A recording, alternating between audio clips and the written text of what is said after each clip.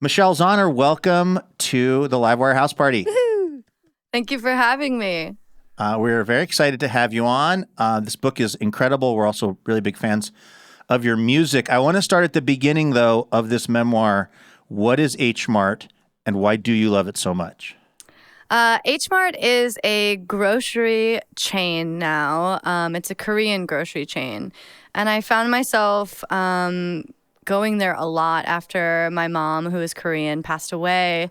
And it was a real key to my grieving process, I guess. You know, I lived as a caretaker for 6 months in Eugene during my mom's illness. And for a long time, I could only really remember these really traumatic experiences of watching her health deteriorate. And going to H Mart for the first time, it was uncovering a lot of that sort of trauma. And I would see a can of sweet beans, and I'd have this memory of my childhood of when my mom and I would eat this Korean snow cone together with red bean and different types of fruit. And then I would see bangtegi, which are these styrofoam type of corn. They're like rice cakes kind of, and I ate them a lot as a kid. And so it was a real it helped me excavate a lot of really beautiful memories that I had of my mom before she was sick, and I became just so comforted by going there and going there once a week. I still go there pretty much once a week.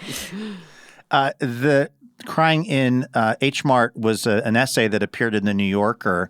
And I'm wondering, when you wrote that, did you think, oh, this could actually maybe be a book someday, or were you just trying to kind of process your grief at that point? I actually wrote another essay in 2016 called Love, Loss, and Kimchi that was published in Glamour. And after that experience, my band went on tour in Asia, and we finished in Seoul. And I spent 6 weeks there actually writing what I thought could be a memoir. And then the New Yorker actually approached me a few months later, and I just gave them the first chapter. So it actually was starting to become a book before that essay was even published. Do you find writing something like this, a memoir, and writing your music do they kind of come from the same place in your brain and your heart, or are they really different kind of creative experiences? They're similar in the way that I feel you're taking from the same pool of memory and sort of taking a magnifying glass to the ordinary and discovering meaning and depth and what's extraordinary about that moment. I think that it's basically leaning into your sensitivities as a person for both of those things. Writing a book felt a lot longer and harder, and there are a lot more words, and that it was the main difference, I think. Do you run up against a different kind of, I don't know if writer's block is the right way to describe it, but kind of a creative block when you're trying to write a song versus when you're trying to write a full book?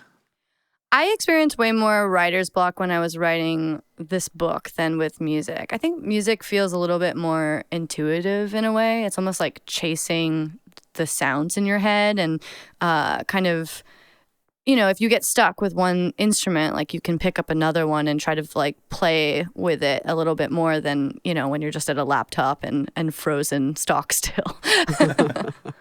Right. You grew up mostly in Oregon, and your mom was from Korea. Your dad is a white guy from the U.S. What was that like? What was that like, generally speaking, in your childhood to kind of grow up in that environment? It was delightful in some ways. I think that as a child, I really felt like I had the best of both worlds. It was something that made me feel very special. Obviously, Eugene is not rich with too much diversity in its population. So when I became a teenager, I started to, I guess, just feel a little bit uncomfortable being mixed race. Obviously, Eugene is a pretty outward facing liberal town. So I wouldn't say that I encountered a tremendous amount of, aggressive racism. But, when you're a teenager, any small difference in your person and character feels, just like a scab, anything that marks you as different. And so I think in my adolescence, I sort of shirked that part of my identity for a long time. And then it wasn't until my mom got sick that I found myself sort of chasing after something I had pushed away in a sense. Little things really my mom's name was Chung Mi and my middle name was Chung Mi.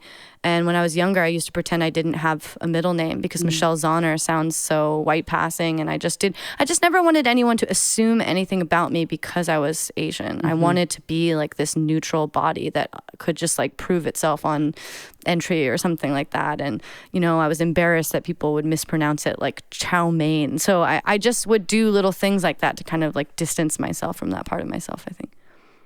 I think that's a very relatable thing. Just as a young person growing up, you just want the least amount of attention focused on you for any reason whatsoever. And being ever so slightly different just feels mortifying. Totally. I felt reading this book like I really got a interesting view into your mom's personality. And one of the ways that it really comes out is in like her food preferences. Do you actually happen to have a copy of the book? I do, yeah. Near you. Would you mind reading a little bit from, starting on page 13, where you kind of, you talk about, the stuff that your mom liked to eat and the way that she would order her food wherever she might have been? Yeah. I mean, I'm so glad that this is like an organ-based interview because there's a lot of, I'll read it first and then I'll let you know what happened. What I never seem to forget is what my mother ate. She was a woman of many usuals, half a patty melt on rye with a side of steak fries to share at the Terrace Cafe after a day of shopping, an unsweetened iced tea with half a packet of Splenda, which she would insist she never use on anything else. Minestrone she'd order steamy hot, not steaming hot, with extra broth from the Olive Garden. On special occasions, half a dozen oysters on the half shell with champagne mignonette and steamy hot French onion soup from Jake's in Portland. She was maybe the only person in the world who'd request steamy hot fries from a McDonald's drive-thru in earnest. Jampong, spicy seafood noodle soup with extra vegetables from Café Seoul, which she always called Seoul Café, transposing the syntax of her native tongue. She loved roasted chestnuts in the winter, though they gave her horrible gas. She liked salted peanuts with light beer. She drank 2 glasses of Chardonnay almost every day, but would get sick if she had a third. She ate spicy pickled peppers with pizza. At Mexican restaurants, she ordered finely chopped jalapenos on the side. She ordered dressings on the side. She hated cilantro, avocados, and bell peppers. She was allergic to celery. She rarely ate sweets, with the exception of the occasional pint of strawberry Haagen-Dazs, a bag of tangerine jelly beans, 1 or 2 C's chocolate truffles around Christmas time, and a blueberry cheesecake on her birthday. She rarely snacked or took breakfast. She had a salty hand. I don't know. Yeah, one of the things that was like so wonderful when I announced the book was that someone on Instagram commented, "I used to work at the Olive Garden in Eugene, and I remember your mom and her order." Wow. And I always wondered what happened to her. And, it's just like fun. I think that a lot of people, your funny memories are like kind of like the chains that your parents weirdly liked and then their weird preferences in that way. For some reason, that was the most wonderful connection I made online after announcing the book. What does that mean? Sorry, go ahead. Oh, I'm sorry, Lane. I'll just reset real quick and then sure. I'll get out of your guys' way. We're talking to Michelle Zauner about her new memoir, Crying in H Mart. She also creates music under the name Japanese Breakfast. I just have to ask about that sentence that was the very end of the passage that you read. She had a salty hand. When I read that sentence, I was like, "Oh, I wonder what that means." Where does that expression come from?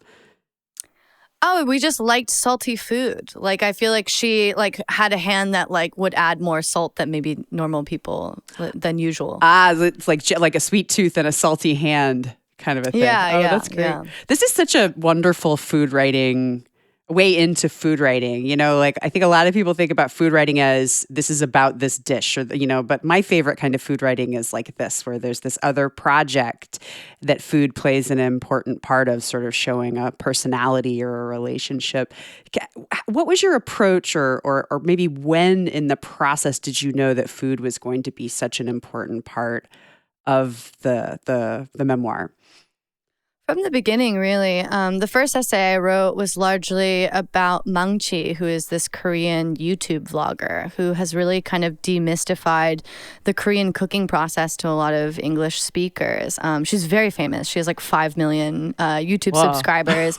And she's been so generous with her time and knowledge. And I just thought it was a really sweet story because after my mom passed away, I just was naturally drawn to learning how to cook Korean food for a variety of reasons that are in the book, in part because I felt like my culture needed protecting in a way, that I had always felt like innately Korean because my mom was Korean. And then when she passed away, it felt like this thing I had to really work to preserve. There's a variety of things that happen in the book, but I found myself turning to this woman and cooking with this woman. And I just thought it was a really sweet story that like, it's kind of like a Korean Julie and Julia, where like this woman I had like never met had come to mean so much to me and had anchored me through this really difficult time in my life.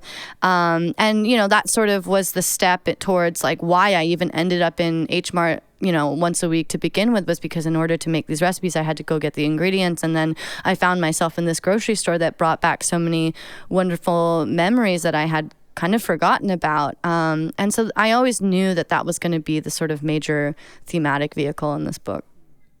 One of the things you also mentioned about your mom was, she would remember if you liked extra broth with something or the specifics of how other people ate. She would like tuck that away and then remember that was a way of her showing love. You also write that she did a lot of kind of like kooky things, like trying to make you grow taller or like pinch your nose when you were a kid. And I think what we might describe in this day and age as like pretty critical about certain things. When did you start to reconcile this obvious deep love between the two of you with also this kind of, some of the things that she was doing to try to make you the best version of yourself, I think you're right. I mean, I think a lot of mothers and daughters have this really complicated relationship. One thing I've quoted a lot, and I'm not entirely sure what episode it's from, but in The Sopranos, Tony says something to Carmela where he says, like, her and Meadow, their daughter, are fighting. And he says, oh, mothers and their daughters, don't worry, Carm, she'll return to you. I think in a lot of ways that's something that a lot of, teenage girls and their moms go through. And, my mom...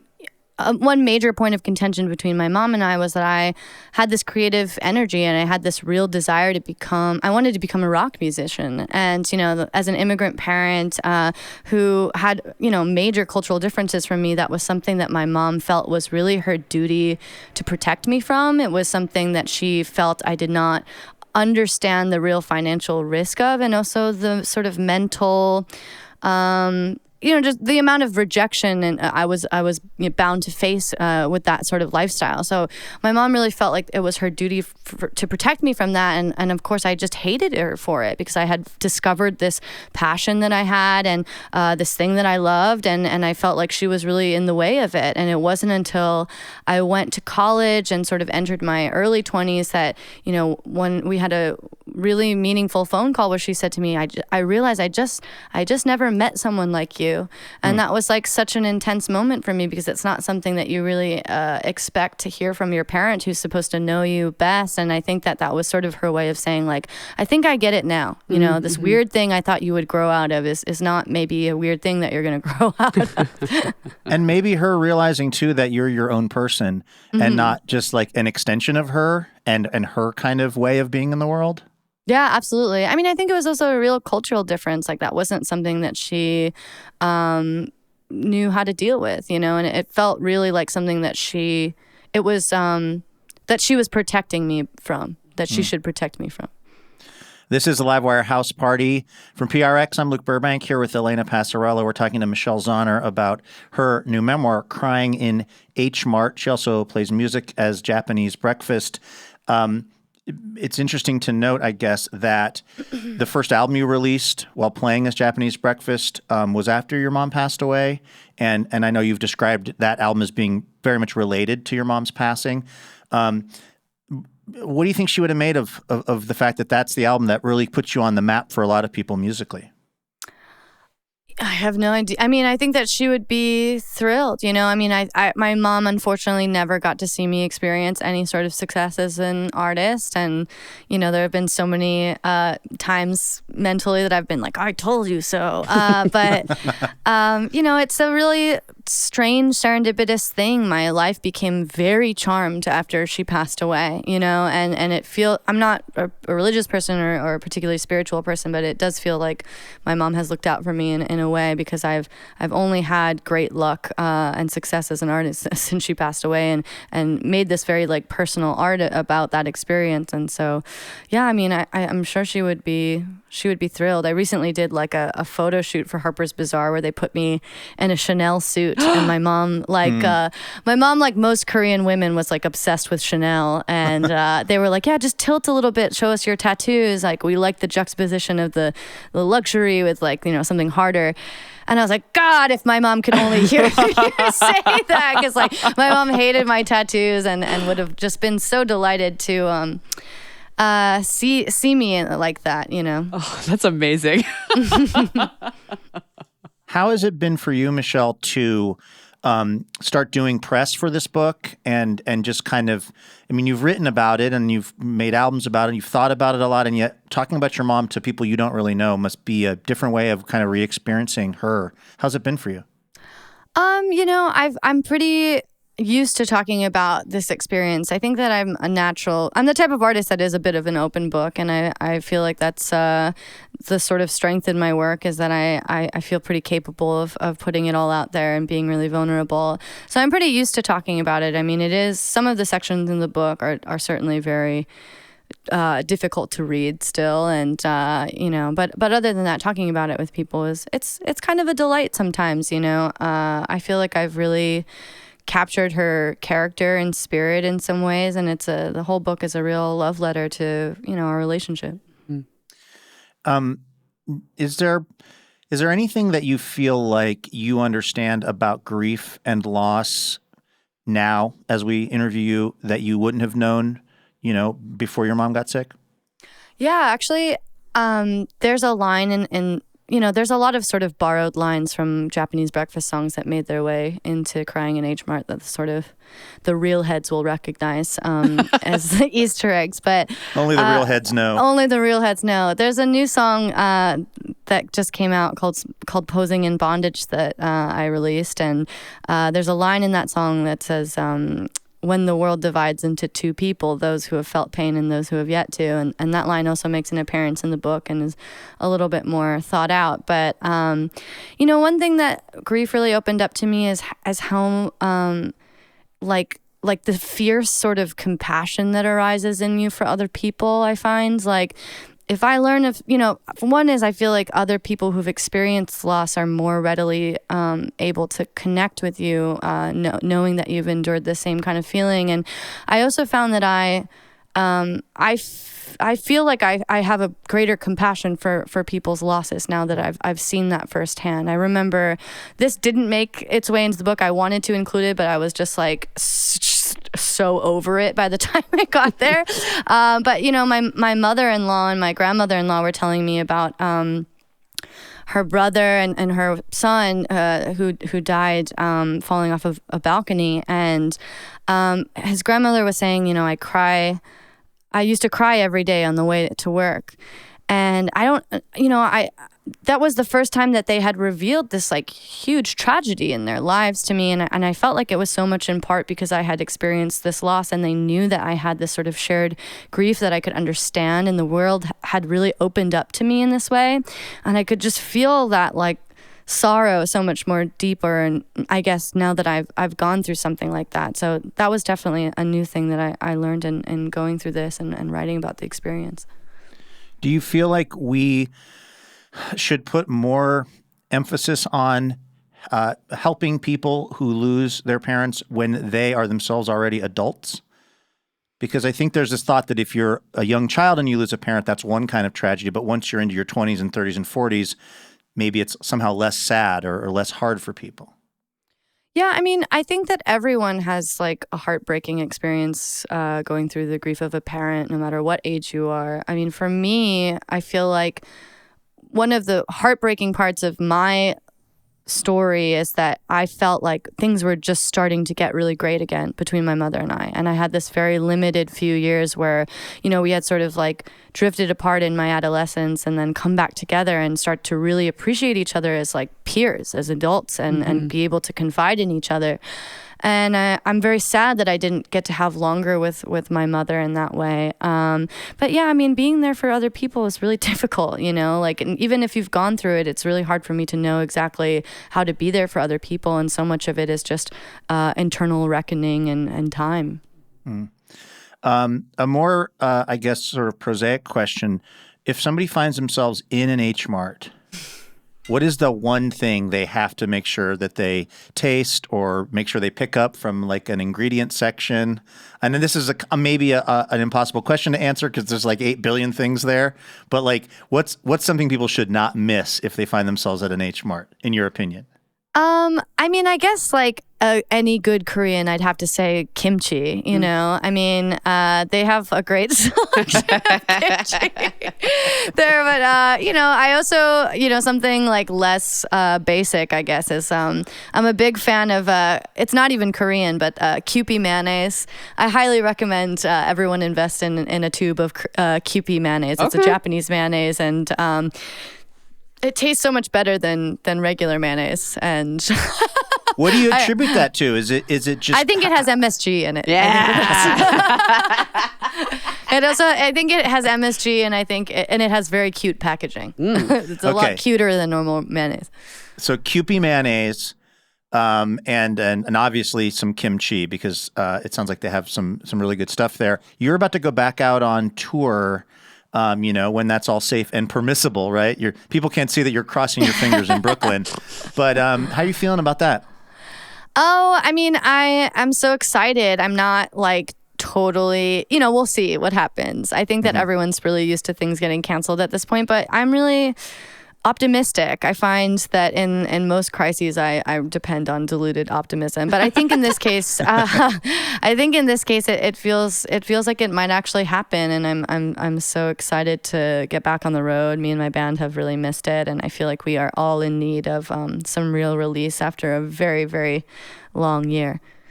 Well, we hope to see you in Portland when that sort of stuff is happening. Maybe we'll see you at Jake's eating a steamy hot bowl of French onion soup.